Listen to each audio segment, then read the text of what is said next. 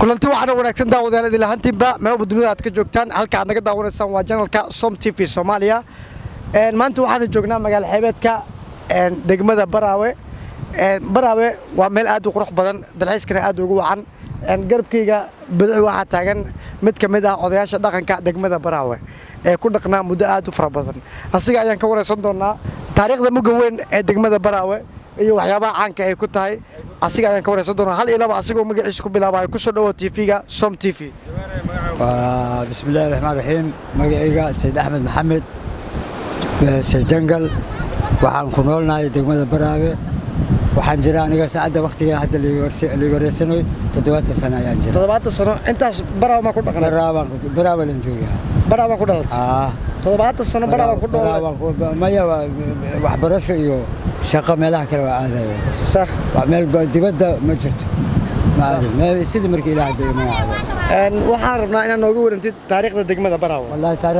taariikh tadheer waaye taariikhdeeda ma la soo koobi karo Baraawe magaalo qadiim waaye masaajid waxa jiraan 2003 oo sano qaar waxa jiraan adiga magaalada sideedaba intee quruno badan ay dhisan tahay صح 15 qarni ka badan ay dhisan tahay halka marka eegno waa xeebta gadaasheeda waxa ka muuqda buur buurtaas maxaa loo yaqaan ama lagu tilmaamaa Jilani la yiraahdaa Jilani haye yaa dhisay Talyaaniga haye maxay ahayd marka degmada Baraawe maxay weyd degada weyd oo yaani maraakiibta lagu soo dejiyo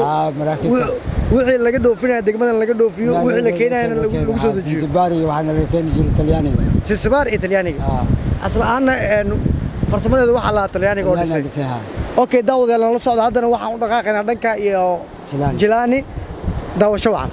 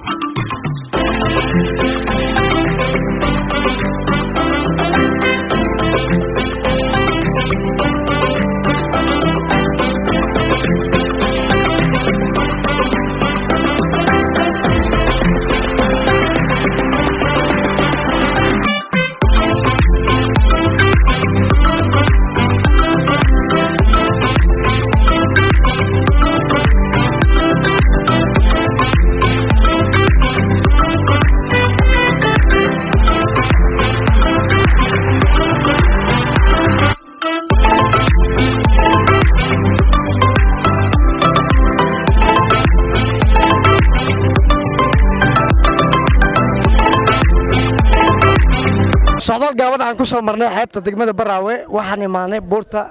Jilani Soma jasiiradda Jilani garabkayga bidix waxaa taagan gudoomiyaha degmada Baraawe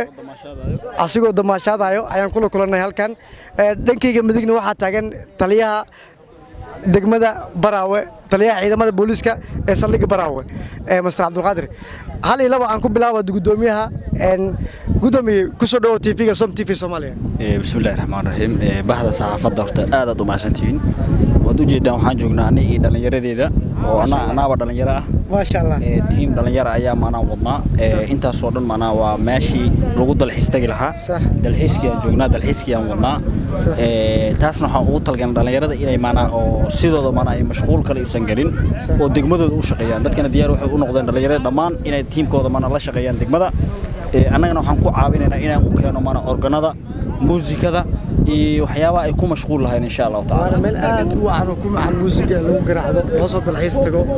lagu raashin cuno sida wadamada caalamka oo kale waa rajaynaa wali waxaan rajaynaa inaan maana dabaqan oo maana taariikhiga ah inaan dayactirno hadduu ilaahay insha Allah ta'ala qorshe ayaan wadnaa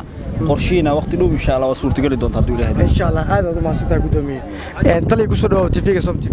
waa ku dhawahay bismillaahir rahmaanir rahiim assalaamu calaykum waraxmatullaahi wabarakaatuh dhammaan ummadda Soomaaliyeed meel kasta ay joogaan reer koonfur galbeed khaasatan reer Baraawe iyo dhammaan muslimiinta caalamka iyo Soomaalida waxaan ku salaamayaa salaamta islaamka assalaamu calaykum waraxmatullaahi wabarakaatuh maanta ay taariikhdu tahay 19 bisha 3 2021 waxaan ku dalxiisaynaa anagoo maamulkii dhalinyaradii bulshada qaybaheeda kala duwan farxad iyo damaashaad iyo nabadgelyo iyo maalin jimca ay tahay maalintii muslimiinta ay tahay aan ku damaashaadaynaa jasiiradda Jilani oo taariikhi u ah taariikh ka mid ah taariikhda Soomaaliya halkaas aan ku damaashaadaynaa dhalinyaradii oo isku maxaa la yiraahdaa faraxsan ilaahay amnigiisa waxa suurtageliyay nabadgelyada iyo maxaa la yiraahdaa isku duubnida maamulka iyo dhammaan laamaha amniga ay ka wada shaqeeyeen iyo bulshada waa maasantiin Som TV idinkana waa idinka maxdayna sida maaragtay Soomaalida nooga timaadeen meel dheer ku soo dhawaada deegaankiina waxaan qorsheynaynay oo qorshayaashan ugu jira meeshan taladan u jeedaa waa Jilani oo meeshii maxaa la yiraahdaa astaanta Soomaalida ka mid ah khaasatan astaanta Baraawe degmada Baraawe waxa ka muuqda burbur badan waa meeshii yaa dhisay markaa waxa dhisay Talyaaniga adiga 700 iyo xagga meel ka badan 700 waa ka sii badan tahay sida hadda buugaagta anagu aan kolay inay ka sii badan tahay ku haynaa taariikhda waxay dhaayeen 3,000 sano ka badan ay dhisanta ma 742 meelahaas aan buu sheegayaa marka maxay tilmaamaysaa astaan ay u tahay astaantana markuu waxay u tahay horta waa meeshii musawici ama noobeedii laga arki jiray nalkii wareegayay kadib waxay haddana sii tahay maxaa la yiraahdaa waxaa laga ilaalin jiray badda qaanadahan waaweyn waxaa naloo sheegay in ku jiri jiray qoryo badda lagu ilaaliyo ilaa inta badda aan ku leenahay ciidamada badda ahaa mariniska xarun ahayd sida taariikhdu ku hayno anagu markaas maana soo gaarin waxay u baahan tahay iyada lafteedu in dhisaankeedii hore lagu soo celiyo inaan dayactirno aan ka hawl ku bilaabno naqshadayno waan insha Allah waan isku dayeynaa laakiin wali waxaan raadinaa horta naqshadii asalka ahayd iyo injineeradii dhisay dadkii wasaaradii ku shaqada lahayd inaan helo oo maxaa la yiraahdaa noo haysto taliya markaad aragtid masaafada u jirta jasiiraddan Jilani iyo xeebta degmada waxaad moodaa masaafo yar oo jirta masaafadaas geedaha ka taagan ma buunta eedo lagu yimaado halkan jasiiradda halkaas waxaan jirtay laami ka soo bilaabma Baraawe dhexdiisa ka soo bilaabma soo mara badda soo dhex mara birish weyn baa ku yaala halka yimaado dekada meeshan iman jiray tareenna iyo baabuur baa soo mari jiray xilligii Talyaaniga meesha laga saaray baa Ingiriisku duqeeyeen baa nolol sheegay tareen mari jiray taariikhda ku hayna tareen iyo baabuurkii rabaa mari jiray baaqbaan markaa waxaan ku darayaa ugu baaqayaa dadka deegaanka reer Baraawe meel kasta ay joogaan waxaan ugu baaqayaa ama ummadda Soomaaliyeed baa waa u jeedaa nimcada waddankeena taala malaygii halkaas markaad wax yar 1 kiiloomitir magaalada ka baxday beerihii markaad in yaroo dhowr kiiloomitir oo kala socotid webigii baa la geliyaa xoolihii waa ku afarta gees bay magaalada ku joogaan dhul barwaaqaysan oo hodan aan haysanaa in laga faa'iideysto oo maxaa la yiraahdaa kii xoolo dhaqanayo maxaa la yiraahdaa xoolo dhaqayo xoolaha maalgelinaya kii beeraha maalgelinaya kii khaasatan in la maalgeliyo baddan iyo maxaa la yiraahdaa jasiiraddan iyo maxaa la yiraahdaa magaaladan caalamiga ah casriga ah ee Baraawe oo taariikhda weyn leh in la maalgeliyo hoteelo caalami laga dhiso iyo meel bulshada isugu yimaadaan iyo meel wax ku oola oo qiimo leh in laga dhiso ayaan ugu ay maal gashadaan baan ugu baaqaynaa sidoo kale waxaan ku baaqaynaa in dekeda iyadoo inta qorsheeda socdo in la soo dedejiyo oo maxaa la yiraahdaa la dhiso deked caalami laga dhiso Baraawe sidoo kale waxaan ku baaqaynaa in xaruntan laga soo qayb qaato dhismaheeda iyo dayactirkeeda sidoo kale waxaan ku baaqaynaa ummaddu inay maaragtay loo soo jeesto horumarka oo dalkiina ay dadka dibadda ay maal gashadaan deegaankooda waa mahadsantihiin insha Allah anagana waxaan rajaynaynaa baaqaaga inay ka soo jawaabi doonaan bulshada ku dhaqan dunida nawaaxigeeda ee ka soo jeeda degmada Baraawe insha Allah waa mahadsantihiin assalaamu calaykum kala sidoo kale waxaan kula kulannay maanta jasiiradda Jilani gabar dalxiisa kamid ah dalxiisayaasha u yimid damaashaadka iyo baashaalka jasiiradda Jilani ee ku soo dhaw TV-ga Som TV waa mahadsantahay walaal magacaygu waa Muna Yuusuf Sakiin waxaan ka yimid magaalada Muqdisho markii ugu horeysay Baraawe imid waaye waa sideedoo kale tahay sidaadoo kale waxay runtii mid kamid ah riyooyinka aan weligeey ku hamin jiray waa yaraanteeda ilaa hadda waxaan maqli jiray in Baraawe ay tahay magaalo qurux badan magaalo xeebeed taariikhi ah xarumo badan oo runtii qadiimiyan ay ku yaalaan runtii inaan maanta joogo jasiiradda Jilani waxay tahay in riyooyinkay mid kamid ah ay rumowday meeqmaan joogtaa Baraawe shalay aan imaanta marka hal maalin joogayo waxaan maleeyaa isku diyaaradina saarnay waa laga yaabaa marka runtii waxaan u mahadcelinayaa dhammaan maamulka degmada Baraawe oo runtii halkan aan gala ku cabnay ku qadaynay runtii nimcada iyo barwaaqada dalka taala dhammaan ciidanka amniga oo runtii ka rumeeyay in suuragali in halkan ku dalxiisnaa u mahadcelinaya idinkana waa mahadsantihiin waxaan leeyahay dhalinyarada Soomaaliyeed mar kasta oo joogaan fariin ay tani tahay dalku waa nabad waa lagu dalxiisi karaa hala yimaado hala dhiirigeliyo dhalinyarada u bareertay inay halkan runtii ay naftooda quraan hala dalxiiso quruxda iyo waxaan leeyahay adduunka loo bandhigo insha Allah hadduu alla yiraahdo annagana waxaan rajaynaynaa dhammaan bulshada ku dhaqan dunida iyo nawaaxigeeda inay degmada Baraawe soo booqdaan oo soo dalxiis tagaan arkaan jawiga maanta badan ee maanta aan ku jirno insha Allah